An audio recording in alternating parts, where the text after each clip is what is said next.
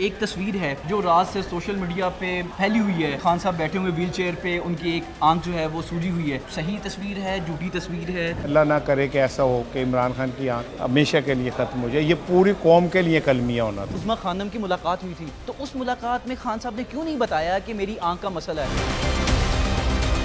मुझे ऐसा लगता है कि कहीं ना कहीं मामला तय हैं, इसीलिए पीटीआई की लीडरशिप ने बहुत आउट ऑफ द वे जाके क़यादत नहीं की मुजाहिरों की।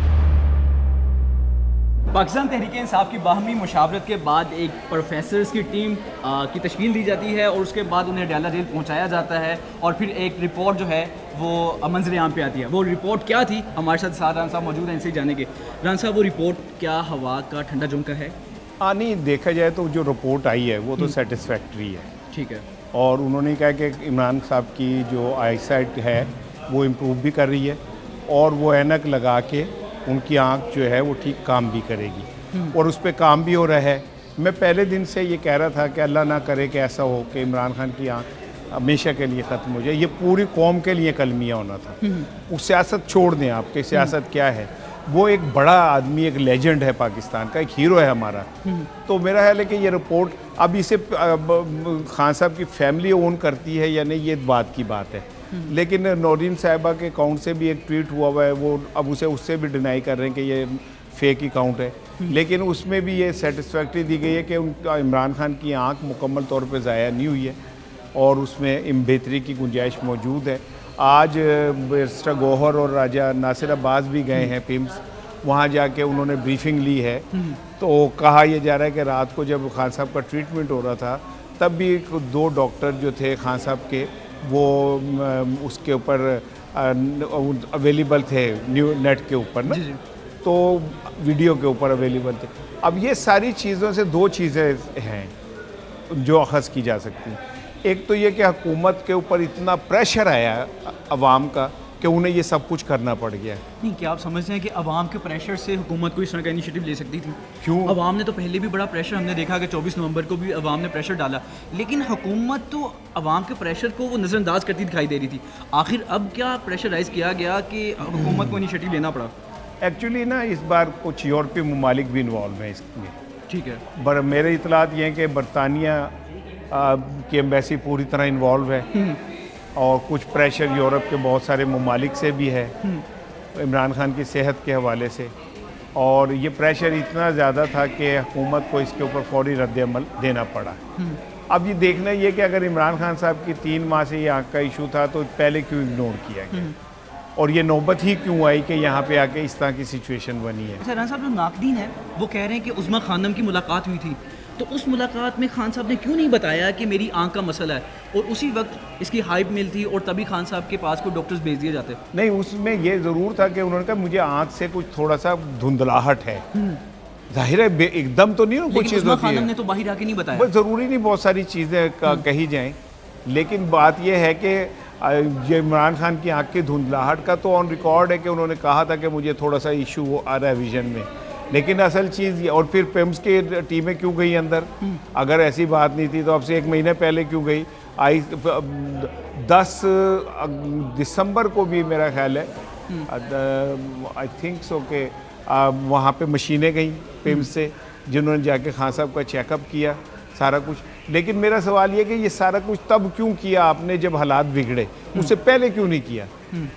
और जिन लोगों ने किया है उन्हें सज़ा क्यों नहीं दी जा रही? उनको क्यों नहीं कहा जा रहा कि ये इनकी वजह से पूरे पाकिस्तान में पैनिक फैली? और इतनी पैनिक फैली कि पिछले 24, 36, 48 घंटों से पाकिस्तान की मुख्तलिफ शाहराएँ बंद हैं और वो लोग अभी उसे छोड़ने पर तैयार नहीं हो रहे। तो ये तो मेरा ख्याल है हुकूमत की मुजरिमाना गफलत है कि जिसकी वजह से ये सारी सूरत हाल है।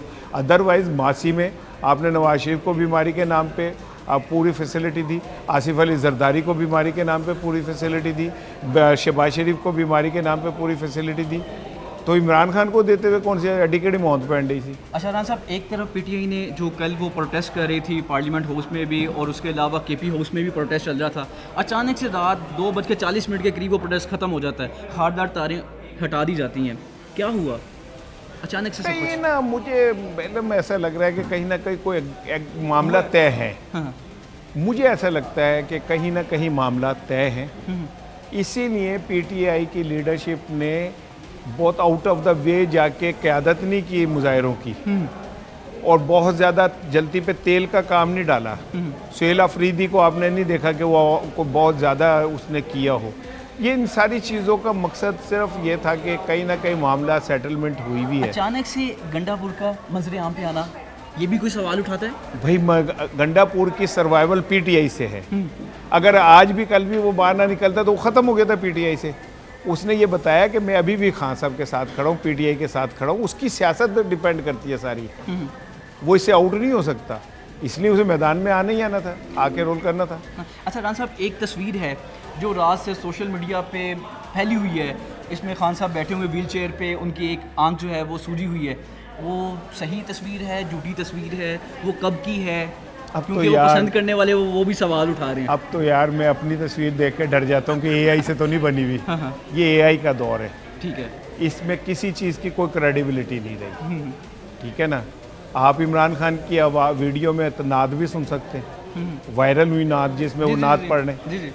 तो ये एआई का दौर है, और इतने सख्त उसमें कटहरों में, इतने सख्त पाबंदियों में इमरान खान की तस्वीर बाहर आना मुमकिन ही नहीं है। अच्छा, जो आखिरी वीडियो हमने की थी इसी जगह पे, तो न्यूज़ रूम में आपने कहा था कि मुझे लगता है कहीं ना कोई फिजिबिलिटी बन रही है, वो अभी भी फिजिबिलिटी के रास्ते हैं? बिल्कुल हैं। आने वाले दिनों में आप देखेंगे कि कुछ चीज़ें ऐसी होंगी जो हमें यकीन ही नहीं आएगा। ये पाकिस्तान अनहोनियों का मिल्क है। मिसाल के तौर पे कोई ये सोच सकता था कि जिस शख्स को सुप्रीम कोर्ट ने क्या नाम है खाइन और क्या नाम है वो झूठा करार दिया था, वो ही सुप्रीम कोर्ट उस शख्स को कहेगी 50 रुपये के स्टाम्प पे बाहर चले जाओ। क्या ये हो सकता है कि एक शख्स जिसके ऊपर 16 अरब रुपए की मनी लॉन्ड्रिंग की फ़र्द जुर्म लगनी थी, अगली समात में जज को पता चले वो वज़ीर आज़म बन गया? तो पाकिस्तान में anything can be possible. Pakistan अनहोनियों का मुल्क है, कुछ भी हो सकता है। बहुत शुक्रिया इसारान साहब। खान साहब की तबीयत के हवाले से आप वो लोग जो थे वो तशवीश में थे, और मुझे लगता है कि हम इस प्लेटफॉर्म के थ्रू जो भी अपडेट होगी वो हम आपको लम्हा ब लम्हा बताते भी रहेंगे। आज का जो प्रोग्राम था वो इसारान साहब ने आपके सामने रख दिया कि खान साहब की तबीयत क्या है, और जो प्रोफेसर्स की टीम बनाई गई थी उन्होंने एक रिपोर्ट क्या दी। Thank you so much sir, बहुत शुक्रिया।